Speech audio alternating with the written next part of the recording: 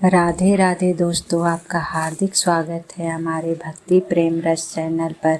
जय माता दी। नवरात्रि का पावन पर्व कन्या पूजन के बिना अधूरा माना जाता है। कहते हैं कि नवरात्रि की अष्टमी या नवमी पर कन्या पूजन जरूर करना चाहिए। कन्या पूजन में कन्याओं को घर पर बुलाया जाता है और उन्हें हलवा, पूरी और चने का भोग लगाया जाता है। फिर उनके पैर छूकर उनका आशीर्वाद प्राप्त किया जाता है। कन्याओं को भोजन करने के बाद जो व्रत धारण किए हैं अपने व्रत का पारण कर सकते हैं। तो चलिए आपको बताते हैं कि इस साल नवरात्रि में कन्या पूजन का टाइमिंग क्या रहेगी। नवरात्रि में कन्या पूजन 30 सितंबर और 1 अक्टूबर दोनों दिन किया जाएगा। 30 सितंबर 2025 को अष्टमी कन्या पूजन रहेगा और 1 अक्टूबर 2025 को नवमी कन्या पूजन रहेगा। कन्या पूजन के लिए सबसे शुभ मुहूर्त समय अभिजीत मुहूर्त का माना जाता है। वैसे आप सुबह से लेकर दोपहर तक के बीच में कभी भी कन्या पूजन कर सकते हैं।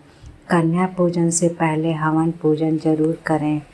महाअष्टमी पर कन्या पूजन का पहला शुभ मुहूर्त 30 सितंबर सुबह 5:01 से लेकर सुबह 6:13 तक रहेगा। दूसरा मुहूर्त रहेगा सुबह 10:41 से दोपहर 12:11 तक। नवमी पर कन्या पूजन का पहला शुभ मुहूर्त सुबह 5:01 से सुबह 6:14 तक रहेगा। दूसरा शुभ मुहूर्त दोपहर को 2:09 से लेकर 2:57 तक रहेगा।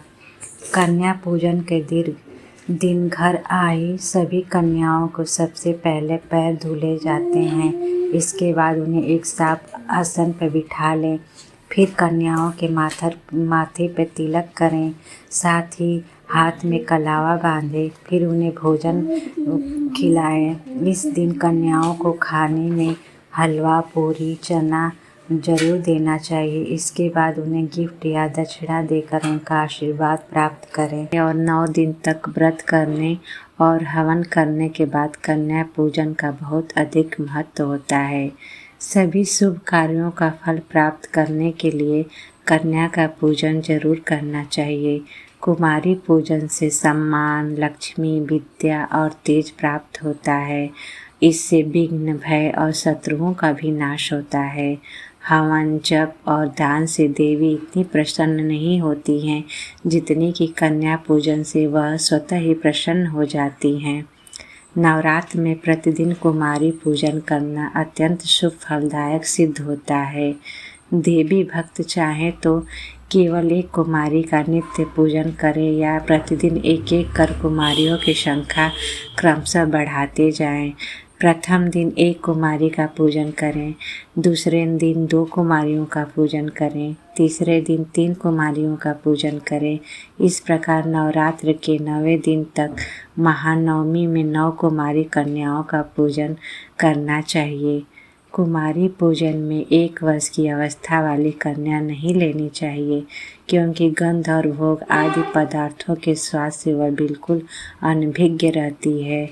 कुमारी वह कहलाती है जो कम से कम 2 वर्ष की हो चुकी हो। कन्या के पूजन से मिलती है माँ की बहुत ही कृपा।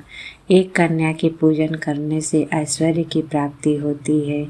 2 कन्याओं के पूजन करने से भोग और मोक्ष की प्राप्ति होती है। 3 कन्याओं का अगर पूजन किया जाए तो धर्म, अर्थ, काम सब कुछ मिलता है। 4 कन्याओं को पूजन करने से राज्य पद की प्राप्ति होती है। 5 कन्याओं के पूजन करने से विद्या की प्राप्ति होती है। 6 कन्याओं के पूजन करने से सत्कर्म और सिद्धि की प्राप्ति होती है। अगर 7 कन्याओं के पूजन से राज्य, संपदा सब कुछ मिलता है।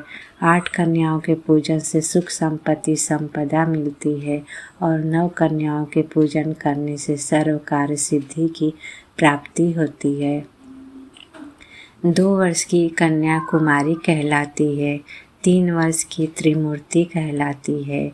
4 वर्ष की कन्या कल्याणी कहलाती है। 5 वर्ष की कन्या रोहिणी कहलाती है और 6 वर्ष की कन्या को कालिकी यानी काली कहा जाता है। 7 वर्ष की बालिका को चंडिका कहते हैं। 8 वर्ष की कन्या शांभवी होती है। 9 वर्ष की दुर्गा और 10 वर्ष की कन्या सुभद्रा कहलाती है। शक्ति की आराधना में 2 से 10 वर्ष तक की अवस्था वाली कन्याओं का ही पूजन करना उचित होता है। इससे कम और अधिक आयु की कन्याएं कुमारी पूजन के लिए उपयुक्त नहीं मानी जाती हैं। कुमारी पूजन के बिना शक्ति पूजन निष्फल हो जाती है। कन्याओं का पूजन करने के बाद उन्हें वस्त्र, अन्न तथा जल अर्पण अवश्य करना चाहिए। जय माता दी।